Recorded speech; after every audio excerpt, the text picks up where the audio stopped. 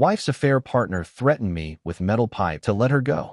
Discover what happened next. My wife's affair partner told me to release her. I took his advice and pushed their buttons until they ended up behind bars. Despite the fact that I read posts here more than almost any other section of this website, I somehow couldn't slow things down enough for me to come and share what was happening in my life while it was still unfolding. At this point, it's all over. So, some of the earlier events aren't as vivid. But the positive thing is that I'll be able to get the entire story out without needing a single update. So, I'll say that's the silver lining here. Needless to say, this is about an unfaithful wife who is now an ex-wife. So I'm very thankful for that. I'm 37 years old now, but at the time this was happening, I was still 36. My ex-wife was 35. As much as I want to be one of those people who come here to say that everything was happy and smooth in our marriage, it wasn't. We were married for 7 years before this whole thing went down, and we had dated for a couple of years before that. I think things really started deteriorating about 3 or 4 years into the marriage. I'm not entirely sure why. I lost my job around that time, and that was what I initially attributed it to, because she ended up being the sole source of income for our household. But within 6 months, I had gotten employed in a very good role. And since that point, things were comfortable financially. The problem was that the change in her attitude never seemed to leave, which is why I'm not sure if it was that temporary period that I was unemployed that caused all this. I tried to talk to her about it, but each time she never had anything useful to say. So I essentially just gave up on trying to figure out what the issue was. I won't quite say that she was cold, but she was very uninterested in most things that had to do with me. Initially, when I tried to arrange a date night, she'd bring up some excuse or another. After a while, she didn't bother with the excuses anymore. She'd just say that she wasn't in the mood or that we could do it some other time. If I came back to tell her about some major achievement at work, she wouldn't be as happy as I expected her to be, especially compared to the person she was, who would celebrate with me before she changed. Needless to say, our intimate life essentially disappeared. In the last 6 months before we finally divorced, I'm sure we were together just once. The only time I'd see a glimpse of the person she used to be was with our kids. We have 2 kids together, both under 10. It was baffling to me because they always say that communication is key. Before the change, I was good at communicating. After the change, I was still communicating, trying to figure out what was wrong, but nothing worked. At a point, I assumed that she had given up on us, so I started to let go too. The thing is, because our kids were in the mix, I still had a little glimmer of hope in me that we could make things work. I grew up in a broken home, and I thought that I was going to save my children from that fate. There's only so much you can do, to be honest. Even today, I'm not sure whether she stopped caring for me because there was someone else, or if she searched out someone else because she stopped caring for me. I think it is more of the latter, because if she had been keeping an affair from me for over 3 years, I was taken for a fool quite successfully. It might have been the case. I'll never know. But the only reason I ever found out about the affair she was having was because her affair partner came out with it. It started when I had finally given up trying to make things work and I brought up the divorce. She didn't seem affected by it. And the most notable thing I remember her saying was, "If you think that's the way, that's fine. I don't think I can express how much it hurts to know that the person you love and the person who's supposed to be in love with you has given up on your relationship." She clearly didn't want to be there anymore. I'll admit that it made me furious. I lost my composure and I asked her why she wasn't even going to try. I asked her why she hadn't made an effort at any point and why all the attempts at communicating what the issue was had been rejected. All she said was that it had nothing to do with me. I didn't need to bother. She didn't elaborate beyond that. I kept trying to get something out of her, but nothing was forthcoming. I became so passionate over that conversation that I told her that I was going to make sure we could work through things. It was like I had a second wind and I wanted to try my best all over again. I didn't want to throw things away. And even though I knew that was the right move, that was when she told me that she wanted the divorce, that she didn't want to try. I remember how I felt in that moment. It's so hard to explain. I knew from her behavior that she was over us. But to exactly hear it, especially when I know that I didn't exactly do anything wrong, stung terribly. At that point, I just walked out. I wasn't going to just give in and let the divorce happen, but I realized that I wasn't going to try either. It was about 2 weeks after that I got served with the divorce papers at work. It was very embarrassing for me, but I took it as well as one could, and I didn't make a big deal of it. However, I knew I wasn't going to sign it until the last minute. For trying to get me to sign, it was the most I had seen her naturally engage me in a long time. It was clear that she wanted me to sign it quickly, perhaps because she wanted to start to move on with her life. I asked her whether she had any concern for our children in the whole mess, but her reply was that they'd be better off with divorced parents rather than 2 parents who didn't love each other. I told her that wasn't the case for me. I loved her still. She was the one who stopped loving me me for whatever reason it was. I gave her another chance to tell me what I had done wrong, but again, nothing. I made it clear that I wasn't going to sign until she told me what was going on, and her parting words were, "Just sign it, okay? If you're finding this story as crazy as I did, make sure to hit that subscribe button and drop a comment below telling me. Would you have signed those papers right away or waited it out? I really want to know what you think." I didn't have any intention to sign it before the deadline, just as I've said, and I stuck to that. So, about a week and some days after that, she came back pretty fed up with me for not having done it. We didn't talk for as long that day. She was clearly very angry, and there was a little bit of satisfaction in me seeing her like that. Now, everything finally made sense about 2 days after that. I had just pulled into my parking spot at work when a truck pulled up behind me. I was confused as to what was going on, but I had already exited my car and I was ready to act on a moment's notice. A man stepped out of the truck and walked up to me. He didn't come up to me in a threatening way, but I was still cautious. I remember that the first thing I tried to figure out was whether I had cut someone off in traffic and they had followed me all the way to work. He stayed a sensible distance away from me and he smiled. Though there was something that I didn't like about that smile. He said, "You don't know me, but I know you. I'm not here to cause any trouble, but I'm just going to tell you that you need to sign the papers that Marcia gave you. Let her go, man." The moment I heard her name, I became enraged. I asked him who he was, and I was visibly angry because why was she sending people to threaten me? He laughed, and that made me even more upset. He said that I was smart enough to figure out who he was. He said she had chosen him over me, and there was no point in my continuing to waste her time. I walked up to him at that point and asked him who he thought he was because he must have thought that I was a pushover and I'd just do whatever he said. I told him I'd sign the papers when I wanted to and not because he came along trying to do a poor impression of a tough guy. He just laughed again, got in his truck, and left. I was so furious. I spent the entire day at work in a pretty foul mood. The worst part is that I know if he had chosen to pull that kind of nonsense at me at home, he would have regretted it. I'm sure that was part of the reason why he had chosen to follow me to my workplace, which was either because he knew my house and followed me to work from there or knew my workplace. And the only reason either of those would be true would be if he was in contact with my wife. It was obvious that he was her affair partner, and the fact that he approached me like that didn't help. At that point, things started to make a lot more sense. She'd been having an affair. It hurt, but it didn't hurt as much as I imagined that it would, likely because I'd already checked out of the relationship. I had no idea how long it had been going on, and that was my only big concern because if it had been happening for years, it would explain why she had switched up on me. She had been biding her time, waiting for me to get fed up, and when I finally mentioned divorce, she jumped on the opportunity for us to finally end things so she could go and be with her new man. It was such a ridiculous way for me to find out that my wife had been unfaithful. As soon as I got back home, I confronted Marcia. I asked her why she thought it was a good idea for her affair partner to come and threaten me at work. She clearly didn't know he had done that based on her reaction. So, I guess he had decided to play hero and defend his woman's honor. But despite her surprise, she defended him even before I gave her the full story. She didn't even try and act like her infidelity was a bad thing. She didn't even try to deny that he was her affair partner. She simply didn't acknowledge it and just went straight to saying that he must have felt like he could get through to me if he talked man to man with me. I ignored that and asked her if she was really just going to let the fact that she had been unfaithful slide like that. She didn't say anything. I asked her for how long it had been going on, and she still didn't say anything. I raised my voice at her to answer me because I was getting really angry. I only toned things down after that because I remembered that the kids were in their room and I didn't want to scare them. But I was so angry at her. I knew that I could never have anything to do with her romantically again. She'd be the mother of my children, so I obviously couldn't remove her from my life completely. But I knew I'd try to erase any memory of her from my personal life. So I took her affair partner's advice and I signed the divorce papers right then and there. There was no point in me playing games anymore. The sooner things ended, the better. I told her that we had to talk to the children about the situation. I pleaded with her on one thing, and that was that we'd both be mature parents. I admitted to her that I resented her, but I was not going to turn the children against her, and if the courts decided that she should have custody, I wouldn't do anything to prevent that. She thought for a bit, which upset me, but she agreed. It wasn't something that she had to think about. We called the kids out and did our best to explain the situation to them. In that moment, with the way that we supported each other in gently explaining the divorce, it briefly felt like we were a family again. But ironically, we were speaking about us going our separate ways. Our older child understood, but seemed confused. The younger one cried because the only thing that they understood was that we weren't going to all be together again. We didn't bother covering the fact that their mother had a new man, so they'd have a stepfather in their lives. They'd find that out themselves, and she could handle that explanation. I wasn't going to help. Anyway, the divorce process eventually started, and I got a lawyer that was recommended to me by one of my colleagues. He was a great guy and explained the whole process of divorce to me pretty thoroughly. You never want to have to learn about divorce more than once. When we were negotiating, she and her lawyer proposed buying me out of my share of the house and keeping it. She wanted 50-50 custody, and she said that she would ask for only child support and no spousal support. My lawyer said it was a good deal considering that we likely wouldn't get much better if we went to trial. To be honest, I wanted to be stubborn so badly. I didn't want to make it easy for her, but he said he knew the courts in our state and he knew the family court judges. He said she'd probably end up getting everything she asked for plus spousal support. They'd side with her for sure, especially because they tended not to care much about infidelity. I thought about it as much as I could, and ultimately, I realized that was the best way to go. I didn't want the process to go any longer than it had to, especially if there was a high chance I'd get the same or a worse deal in the end. Ultimately, the house was refinanced and I got a significant payout from that. I kept the car that we shared and we split custody down the middle. Child support was going to be a little bit of a burden, but it was better without needing to worry about spousal support. I was glad to be done with her, but being apart from my kids half the time was really hard at first. Settling into a new apartment felt so lonely and quiet, and it took a lot of adjusting to. I made sure to move all of my things out of the old house as quickly as possible because I knew her affair partner would move in with her. There wasn't much I could do about it if the court system were going to favor the women 99 times out of 100. I did find joy in my kids coming to my apartment and saying that it was cool. I made sure that we had as much fun as possible when they were around, and I almost never talked about the split or what was going on in the other home. I'd listen if they had anything to say, especially because I wasn't comfortable with her affair partner, Bryce, being around my children. She'd post pictures of them at the park and going out to eat, and it broke my heart to see someone taking my place. But I decided that I was going to lock all those emotions away and not make it anyone else's problem. Things were going smoothly until I decided to take the kids to an amusement park along with a co-worker of mine and her 2 children. This co-worker was very attractive, but there's genuinely nothing going on between us. When I posted a group photo that we all took together, I didn't think that it was going to cause a problem. Marcia responded to it with a plain, simple emoji. And that was weird to me because we basically didn't talk about anything but picking up and dropping off the kids. When I left her on read since I had no idea what I was meant to say to that, she came back a few hours later and wrote, "Petty much?" I replied, "Huh." And she asked who that was. I told her it was my coworker who I mentioned by name, and her response was, "I see. Makes sense why you never told me what she looks like." I had mentioned this coworker in a lot of workplace stories when we were married, and now she felt like I had intentionally hidden the fact that she was attractive. It seemed like she was getting worked up over nothing, and I refused to let myself get worked up. So I let it go, and again, I left her on read. She was being immature and insecure, thinking I was intentionally posting another woman to make her jealous. But it was fine when she posted family hangouts with the person that she had been unfaithful with. Things were fine up until when I went on another playdate with my coworker and her kids, since the kids had so much fun the first time around. This time we went to her place for the kids to play video games, and after that we went out for ice cream. For context, this person has a husband, and he was there when I went to their house. I will admit that when I took videos and pictures, I made sure he didn't show up because I felt like it would be fun to push some buttons. I also took pictures when the kids were in the car enjoying the ice cream. The reaction I got from that was pretty intense. This is getting old, you know. It was funny because it was only the second time I was posting pictures with someone else, and I didn't even tell her it was romantic. She had made the assumption herself. "You're trying to make me jealous, and you're doing a terrible job at it." Again, I told her there wasn't anything going on. Everything boiled over about a month later when it was that co-worker's birthday. Let's just call her Peggy for the sake of this. I posted a picture that the staff took in the office around a birthday cake, and after that, a picture of just us two. We were both laughing in the pictures, and admittedly, I could see how that would make her jealous if she already saw Peggy as a threat, even though she had her own man. That evening, when I got home from work and stepped out of my car, I saw Marcia and Bryce come out from a truck that was parked on the street. It was the same truck he had blocked me off with the other day, but I didn't recognize it earlier. She stood back and he approached me. I couldn't tell what he had with him, but there was something in his hand, and he was keeping it behind his back. That scared me right away. I'm not going to pretend to be tough when it could have been a blade, a weapon, or a piece of pipe. I think he could see that I was apprehensive, and he capitalized on that. He told me that he understood that I couldn't get over Marcia, and that I wasn't fine seeing her happy, but that I had to accept that she had moved on. He said that I was intentionally upsetting her with my posts despite the fact she acted like she was above it all, and he wasn't going to sit around and let me do that. He said he loved her and he'd fix any problems that I was causing. I told him to back away from me, and he got very aggressive, saying over and over, "For what? For what?" I looked over and asked her if she was going to control him because I was certain that she must have known he was taking things too far. She was just leaning up against his truck and not getting involved. It was at that point that he pointed a piece of metal pipe at me and told me that he was talking to me, not her, so I shouldn't speak to her. I think that was the first point when I realized that this guy was a serious problem. He was clearly getting some kind of rush over trying to intimidate me. I looked at Marcia and asked exactly where the kids were, if they were out here playing like criminals. It was at that point that he poked me in the chest with the pipe and told me that they were safe and I should stop talking to her. I swiped the pipe away and it looked like he wanted to strike me, but he controlled himself. He said that I had to get the message and stop playing games. Marcia had been mature with everything, and all that was left was for me to act mature too. I didn't feel like I had to explain the situation to him, so I said nothing. He shoved me back with his free hand and started to walk away. Despite the situation, I laughed, which I recognized was very foolish because I was dealing with someone unpredictable. Needless to say, he came back at me, and at that point, he pushed me hard enough that I fell backwards and landed on the ground. He found that funny and pointed the pipe in my face, and it was at that exact moment that I saw a police car pull up. Marcia yelled, "Bryce, stop!" at that point. But by the time he turned around, an officer was getting out of the car and pointing a weapon at him. Marcia went hysterical both at him and the cop. The cop gave him orders and he obeyed them. Marcia kept screaming because of the weapon. It was when they told him to lie on his stomach and they got on top of him to handcuff him that she lost her composure completely. The two officers were trying to put him in handcuffs, but because of how they had a knee on his back, she tried to pull them off and started getting physical with them. She kept screaming that they were hurting him. It had been a very long time since I had seen her that passionate about anything. Once he was in handcuffs, they grabbed her and put her in handcuffs too. I later found out that a neighbor had heard the scene and called the police, which I'm thankful for. They were both going to be detained. I declined medical attention since I was fine, but I told them I was certainly going to press charges against him. There were enough cameras in the neighborhood to have captured the scene. I found out that she was charged with obstructing and battery on a law enforcement officer, and he was charged with a bunch of things. It was just then that I learned that he had a criminal record, and that was a major concern if my kids were going to be around him. I'm requesting a change to the custody situation because that episode showed that my ex-wife and her affair partner are definitely not appropriate people for my kids to be around. My lawyer says that I have a very good chance of getting custody to swing a lot more in my favor, and that makes me very relieved. Everything looks like it'll work out in my favor, and I'm happy about that. She's got the nerve to act like everything's fine after secretly checking out of your marriage years ago. 7 years together, and she just decides to stop caring, lie to your face, and drag some random affair partner into the mix like it's normal behavior. It's infuriating. And then Bryce shows up at your home like some wannabe action hero with a pipe, thinking he's protecting her honor or whatever delusional fantasy he's living in. Newsflash, dude. You don't get to intimidate someone and act like it's acceptable just because you're involved with their spouse. That's not heroic. That's criminal. I can't imagine a more ridiculous, pathetic power duo. Have you ever had to deal with someone thinking intimidation counts as romance? Let us know in the comments. And thank you for joining us today on our space. Be sure to like and subscribe and hit the notification bell so you don't miss out on our next video. See you next time.